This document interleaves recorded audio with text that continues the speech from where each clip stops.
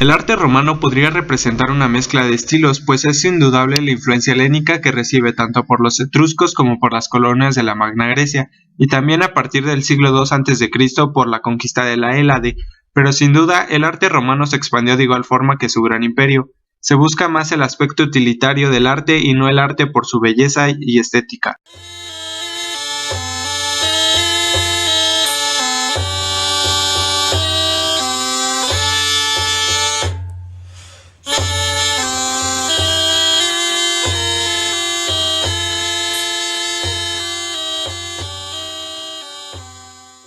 Para comenzar mitológicamente, Roma se funda en el 711 a.C., ya que el mito cuenta que después de la guerra de Troya, Eneas, un príncipe troyano que sobrevivió a la destrucción de su ciudad, se refugió con su familia en la llanura de Lacio. Algunos años después, su hijo Ascanio fundó la ciudad de la Alba Longa.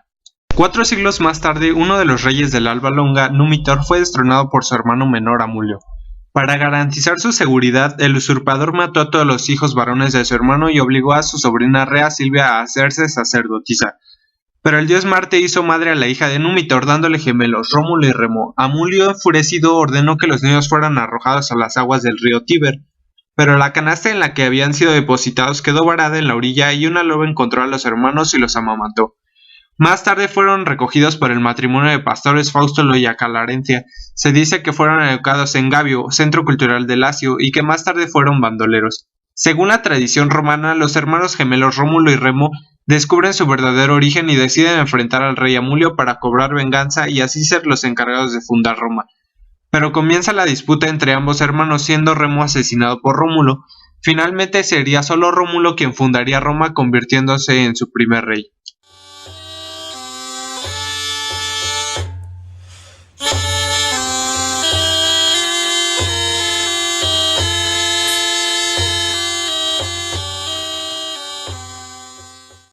Cuando Rómulo terminó de fundar la ciudad de Roma con el fin de probarla rápidamente, invitó a que se instalara toda clase de gente. La colonia estaba formada por varones, pero para construir una ciudad también era necesario de mujeres. Cuando llegó la fiesta del dios Consus, Rómulo organizó unos grandiosos banquetes y carreras de caballos, invitando a las poblaciones vecinas. En aquel entonces los vecinos más numerosos y poderosos de la región eran los sabinos, y eran los que en mayor número se habían presentado para honrar al dios.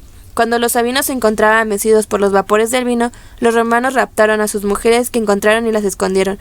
Rómulo se presentó ante ellas diciendo: «No deben de tener miedo, nada malo les pasará. Solo deseamos que conozcan a los ciudadanos romanos, se enamoren, se casen y tengan muchos hijos con ellos, para que la ciudad de Roma crezca y sea próspera». Los ciudadanos romanos se mostraron atentos y cariñosos con las jóvenes, y ellas pronto accedieron a formar nuevos hogares. Al regresar a sus casas y descubrir el engaño, los sabinos declararon de inmediato la guerra a los romanos. Cuando la lucha se inclinó a favor de los romanos, las sabinas tomaron a sus hijos de la mano, se interpusieron entre ambos bandos. Todos los que combatían eran hermanos, padres o esposos de ellas, y les pidieron por favor que no pelearan más, ya que no deseaban quedarse ni huérfanas ni viudas. Esto terminó con todas las guerras. Rómulo y los sabinos firmaron una alianza que los unió para siempre. Arquitectura. La cloaca significa alcantarilla mayor y fue una de las redes de alcantarillado más antiguas que se conocen. Data del año 600 a.C.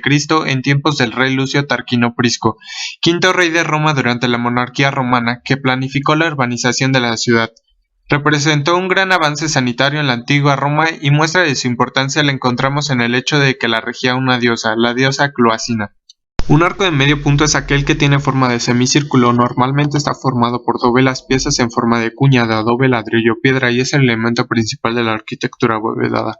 La prolongación de arcos de medio punto conforman la bóveda de cañón. Existen distintos tipos de arco de medio punto en función de sus modificaciones. El arco rebajado tiene una forma más aplastada, el arco peraltado está ligeramente ampliado y el arco parabólico recuperado por Gaudí en el siglo XIX es más sofisticado que los anteriores.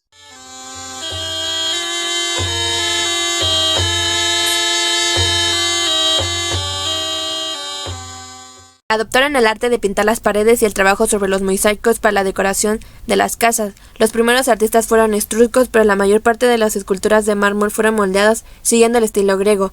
Las excepciones fueron los bustos romanos mucho mejor realizados de sus equivalentes griegos.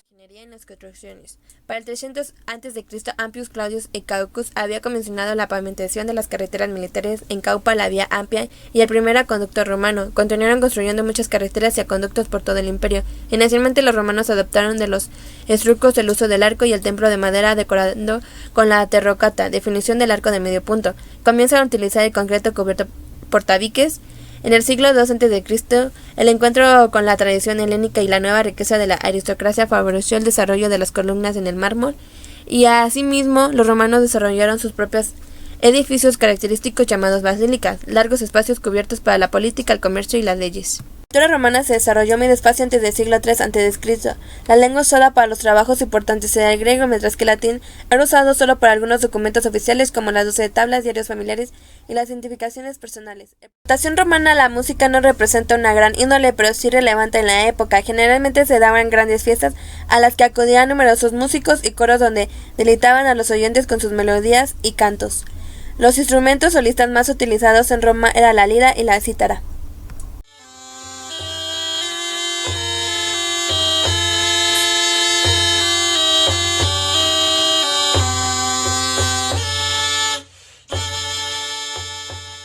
Modeló lugares como el Foro, centro de gran vida política, y construyó un nuevo recinto donde se celebraron múltiples ceremonias políticas. También se reconstruyó el Teatro de Marcelo, fundado por Julio César.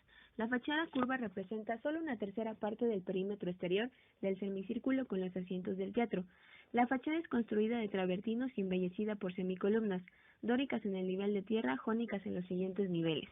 Remonta a la época de Augusto también la primera construcción del Panteón, construida entre el 27 y 25 a.C. por Marcos Agripa. El monumento rectangular, modelado sobre los templos griegos, fue dedicado a todas las divinidades del Olimpo. Los sucesores del emperador Augusto fueron igual de importantes para el arte. Ahora conoceremos a Vespasiano, quien se le atribuye la construcción del llamado Coliseo, un anfiteatro de 189 metros de largo, 156 metros de ancho y 48 metros de alto.